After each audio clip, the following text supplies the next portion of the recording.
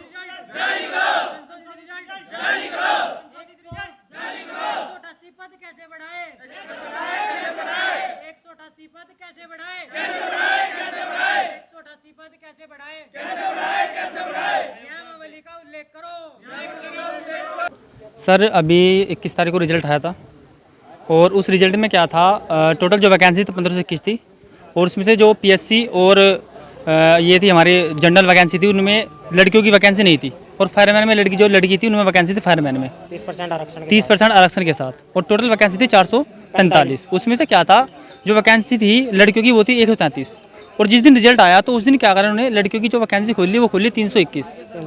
अब बच्चे ये नहीं समझ पा रहे वो किस आधार पे इन्होंने वैकेंसी बढ़ाई है, क्या इनका मानक है। अगर हम इनका मानक देखें तो मानक क्या हो सकता है, अगर जैसे पहले वो 2020 में वैकेंसी जारी हुई थी तो उसमें जो नियमावली थी उसमें सिर्फ यही कहा गया था कि मात्र 30% जो वैकेंसी होगी वो लड़कियों की होगी और अब क्या है, लड़कियों की जो वैकेंसी है लगभग 75% के आसपास हो गई है। तो लड़के यही पूछने आए हैं कि ये किस आधार पर इन्होंने वैकेंसी बढ़ाई है। 3 दिन हो गए, हम सचिव साहब या अध्यक्ष साहब से मिलना चाहते हैं और इस बारे में पूछना चाहते हैं, या तो हमें वही न्याय दे या फिर हम कोर्ट की शरण लेंगे।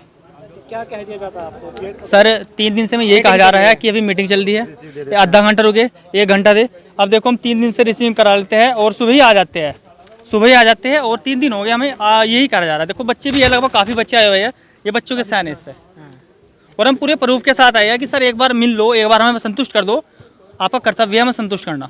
जो सीटें बढ़ाई हैं 188 पद, उसमें एक तो वही समस्या मेन है। उसके बाद दूसरी जो ये 133 महिला लेने के बाद 30% इन्होंने जब उनका रिजर्वेशन उनको सीट मिल चुकी, उसके बाद ये ओपन कैटेगरी लगा रहे हैं। ओपन कैटेगरी किस आधार पर लगाई जा रही है, मेन आधार वो नहीं पता लग रहा है। यदि ये आधार बना रहे हैं, हमारी एज बराबर नहीं है महिलाओं के साथ, हमारा फिजिकल स्टैंडर्ड बराबर नहीं है महिलाओं के साथ, तो आप उन्हें हमारे साथ ओपन कैटेगरी में कैसे डाल रहे हो। और यदि किसी को कैटेगरी में डालने के बाद रिजर्वेशन देने के बाद उनकी सीट वहाँ लग चुकी है, तो फिर अन्य महिलाओं को पुरुषों की सीटों पर क्यों लाया जा रहा है। तो पुरुषों की जो फिक्स सीटें हैं उन पर रिजर्वेशन उन्हें क्यों नहीं मिल रहा है, वो सीटें कहाँ चली गई। देखिए सर, जो ये नाम ये गर्ल्स है जो हमारी, ये ओबीसी की सीट कैसे काट रही है सर। ओबीसी की सीट्स हुई हमारी, ईडब्ल्यूएस की हुई, एससी की हुई। कुछ क्वेश्चन का मामला ये है सर, जैसे कि कोई 2 क्वेश्चन डिलीट हुए हमारे उसमें पेपर में से, और उन क्वेश्चन की वजह से जो सही क्वेश्चन जिनके उनका सिलेक्शन हो गया, पॉइंट बाहर हो गए बहुत से लड़के। तो मैं ये कहना चाहता हूँ, जब इतने काबिल अधिकारी अंदर है तो क्या उन पर क्वेश्चन पेपर सेट नहीं हो पा रहा है। क्यों क्वेश्चन जरूरत डिलीट करने की क्वेश्चन की जरूरत क्यों पड़ रही है? सही क्वेश्चन बनाओ। अगर उनकी जगह डेट क्वेश्चन है, जहाँ कोई दूसरा अच्छा क्वेश्चन डाल दे, हम क्या पता सही करते, हम आज बाहर ना होते इसके कारण। इस कारण से हम बाहर हो रहे हैं।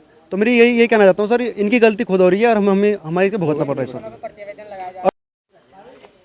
सर सरकार का एक संदेश ये है, अगर सरकार सही है तो सरकार को इसमें एक्शन लेना चाहिए, और अगर सरकार की मंशा सही नहीं है, अगर सरकार चाहती है कि हम कुछ युवा को इधर उधर करके अटका देंगे और ये फिर कोर्ट में पहुंच जाएंगे, और फिर क्या होगा, कोर्ट में 2 या 2.5 साल ये वैकेंसी अटकी रहेगी, और सरकार चाहेगी कि ये वैकेंसी लटके रहे, हमें वेतन या सैलरी ना देनी पड़े। तो लगता है कि सरकार भी कुछ नहीं करना चाहती है इसमें। सरकार का भी मंशा यही है कि जो भर्ती है कहीं ना कहीं लटके, क्योंकि प्रोसेस चल रही है, काफ़ी लंबा समय लगेगा कोर्ट में इसमें।